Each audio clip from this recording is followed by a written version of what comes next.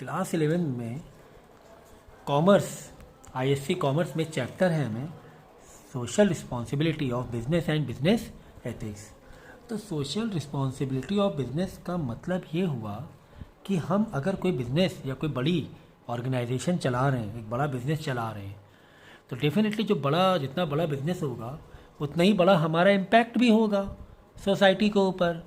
यानी जो प्रोडक्ट जो बना रहे हैं उसमें जो प्राइस रख रहे हैं तो वो लोगों पर असर डालेगा, टैक्स है गवर्नमेंट पे असर डालेगा, तो हमारी डेफिनेटली कुछ रिस्पॉन्सिबिलिटीज़ होंगी।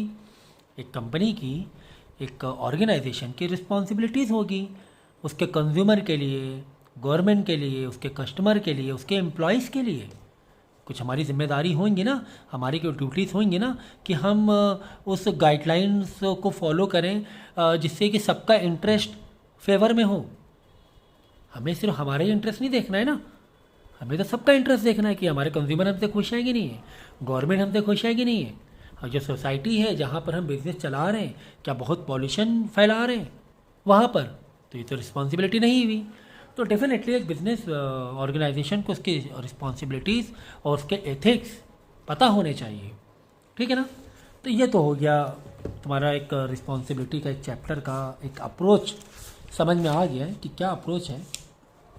जैसे कि मैंने बताया कि नीड फॉर सेल्फ रिस्पॉन्सिबिलिटी, कि self interest, creation of society, social power, public image, public हमारी क्या इमेज है, हमारा सोसाइटी पर कितना पावर है, ठीक है। जहाँ पर हम बिजनेस चला रहे हैं, वो जितना बड़ा ऑर्गेनाइजेशन चला रहे हैं वो अपने आप में भी एक सोसाइटी है ना। Businessman should respond to the demand of the society and should utilise the social resources at their command for the benefit of the people. जैसे कि मैंने भी बताया कि कस्टमर के लिए, लोगों के लिए रिस्पॉन्सिबिलिटी उनको भी बेनिफिट देना, अच्छे प्रोडक्ट बनाकर अच्छे प्राइस पर, ठीक है ना। तो ये इसके एक नीड हो गई, ज़रूरत क्यों है, ठीक है ना। तो ये तो ठीक था। अब यहाँ से इम्पॉर्टेंट पॉइंट आपका यहाँ से ये स्टार्ट होता है इस चैप्टर का कि जो रिस्पॉन्सिबिलिटीज़ हैं एग्ज़ाम में ये आते हैं कि रिस्पॉन्सिबिलिटीज़ बताओ किसकी, बिजनेस ऑर्गेनाइजेशन की, किसके लिए, ओनर्स एंड इन्वेस्टर के लिए। भाई हमारे ऊपर जिसने पैसा इन्वेस्ट किया है, लोगों का पैसा लगा हुआ है, तो हमारी भी रिस्पॉन्सिबिलिटी है ना, क्या उनका इन्वेस्टमेंट सेफ रहे, कैसा भी टेढ़ा मेढ़ा बिजनेस ना चलाएं, कोई भी रॉन्ग डिसीज़न ना ले, जल्दबाजी में कोई डिसीज़न ना ले कि उनका इन्वेस्टमेंट खतरे में पड़ जाए। तो ये हमारी रिस्पॉन्सिबिलिटी है, ठीक है ना। तो रिस्पॉन्सिबिलिटी और क्या हो सकती है इन्वेस्टर के लिए, तो अलग अलग हम लोग इन रिस्पॉन्सिबिलिटीज़ पढ़ेंगे अलग अलग फील्ड के लिए।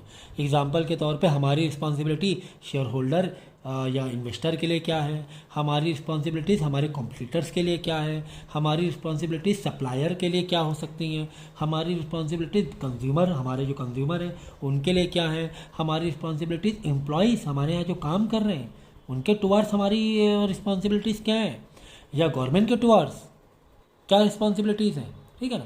तो इस तरीके से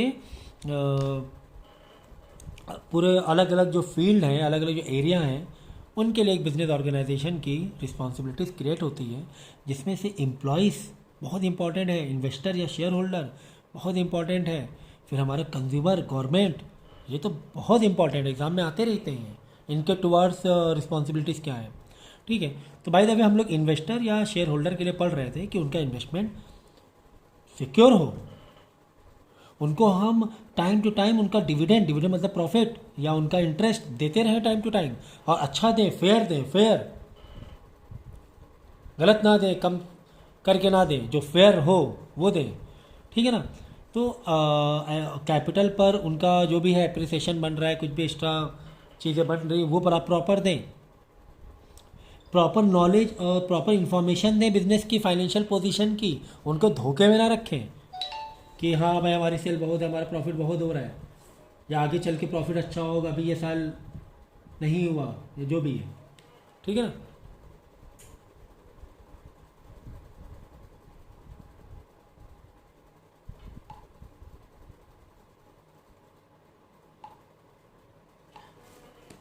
ओके, तो ये तुम्हारे क्या है रिस्पॉन्सिबिलिटीज़ होते हैं।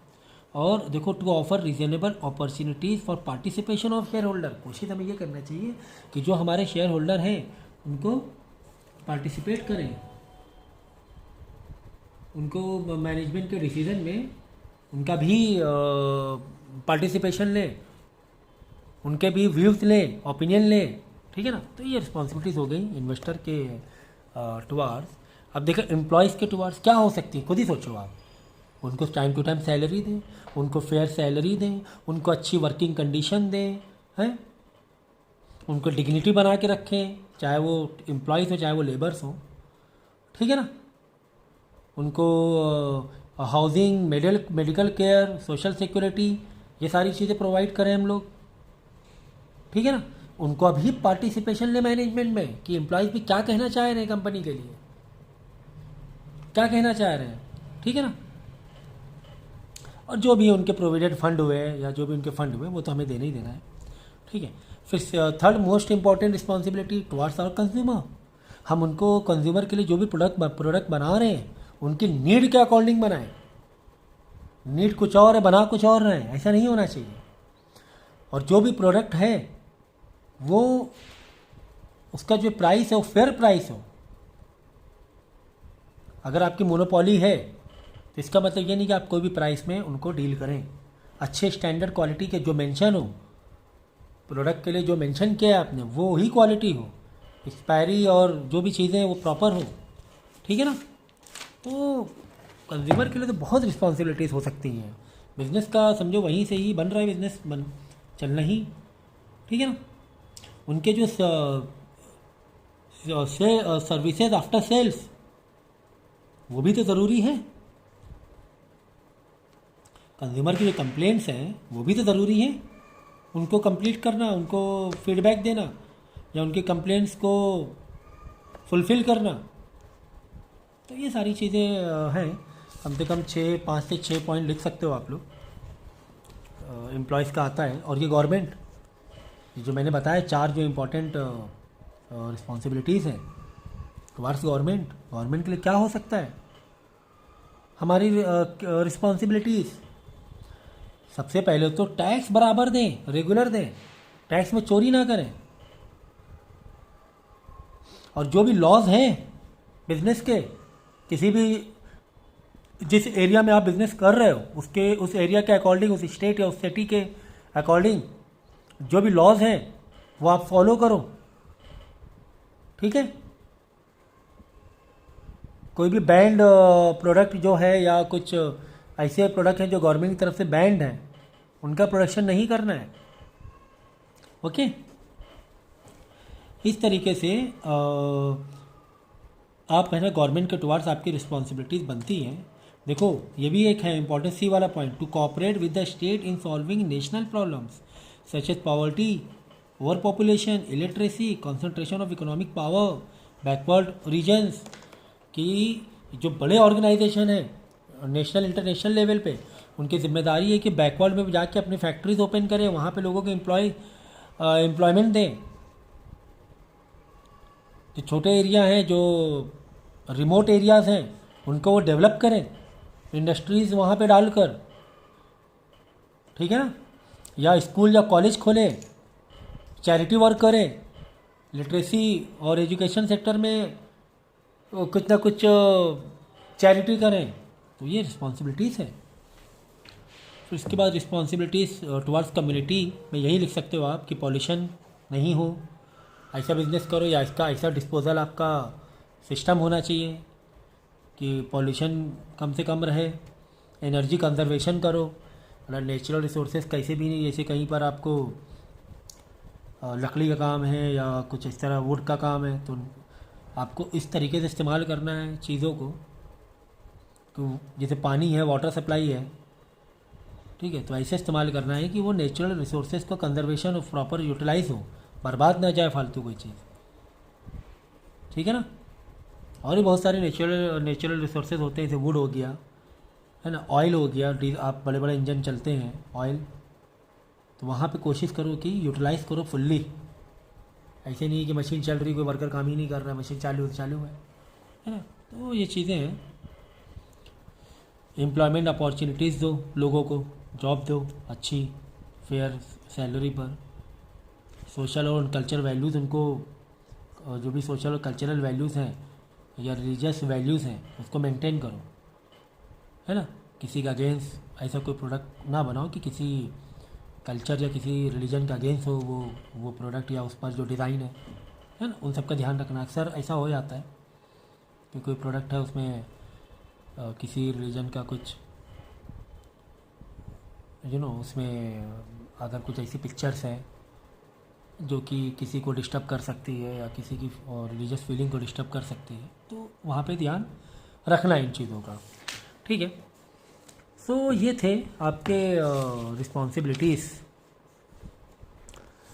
अलग अलग एरियाज़ के हमने बता दिया। ठीक है।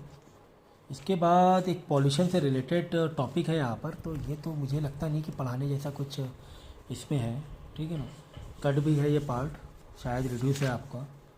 ठीक है। इसके बाद देखो ये पॉइंट है role of business in environment protection, कि इन्वायरमेंट प्रोटेक्शन करने के लिए बिजनेस का रोल क्या होना चाहिए, क्या जिम्मेदारी होना चाहिए।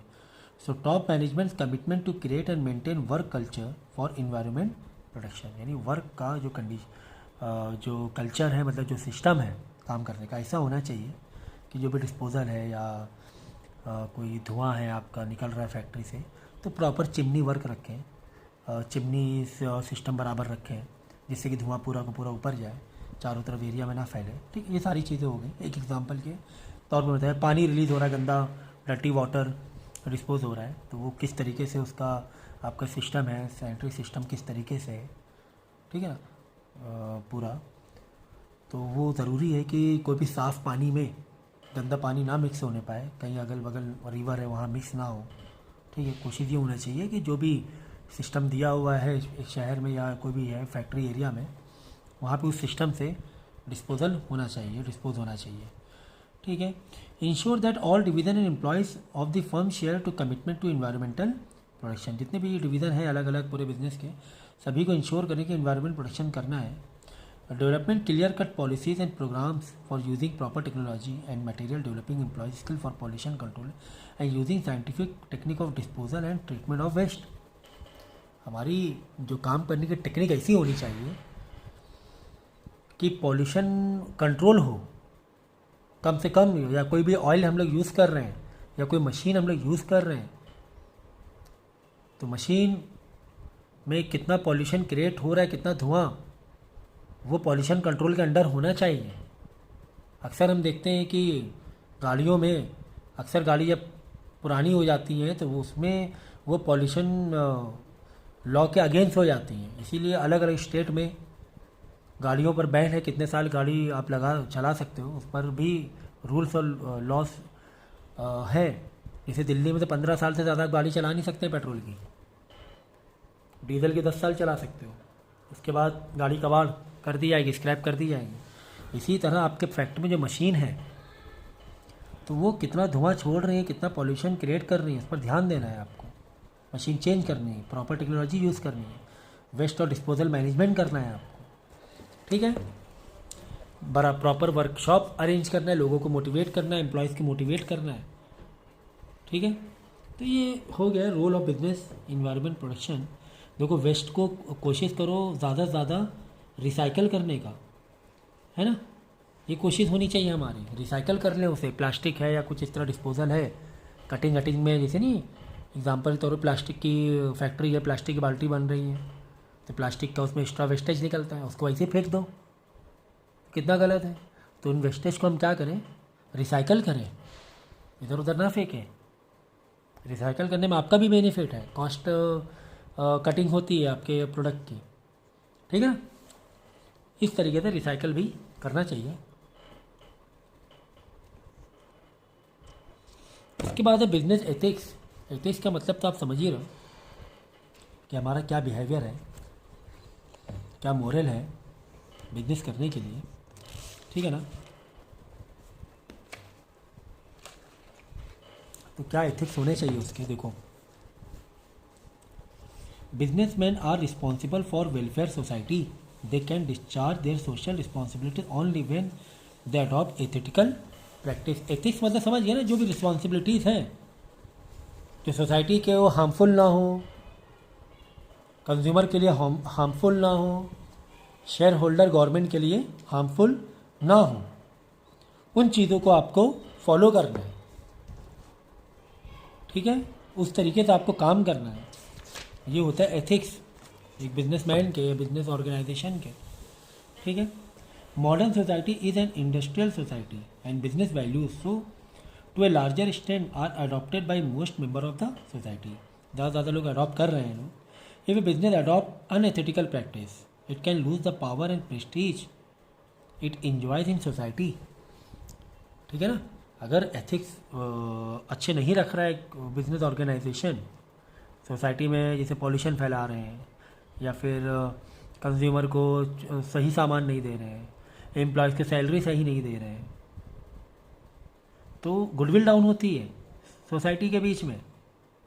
Okay, a job has a fairly important place in person's life. A healthy personality can be develop only when business values are harmony with social values. तो जो भी हम लोग जॉब कर रहे हैं लोग, उसके लिए हेल्थ बहुत ज़रूरी है। अब अच्छी हेल्थ के लिए अच्छा इन्वायरमेंट ज़रूरी है, तो बिजनेस एथिक्स हुए, ठीक है। तो बाद में एलिमेंट्स ऑफ बिजनेस एथिक्स तो यहाँ पे कट है, तो ये मैं नहीं पढ़ा रहा हूँ। ये आपका चैप्टर हो गया, इजी चैप्टर था। और इससे रिलेटेड अगर कोई भी डाउट होते हैं, अब आपको क्या करना है, लाइन वाइज आपको रीड करना है। जहाँ पर भी लगे कोई पर्टिकुलर वर्ड या लाइन या पूरा पैराग्राफ आपको नहीं समझ रहा है, कोई पॉइंट नहीं समझ में आ रहा है, तो वो आपको पूछना है इससे, पर्सनल ट्यूशन से आपको पूछना है। ओके।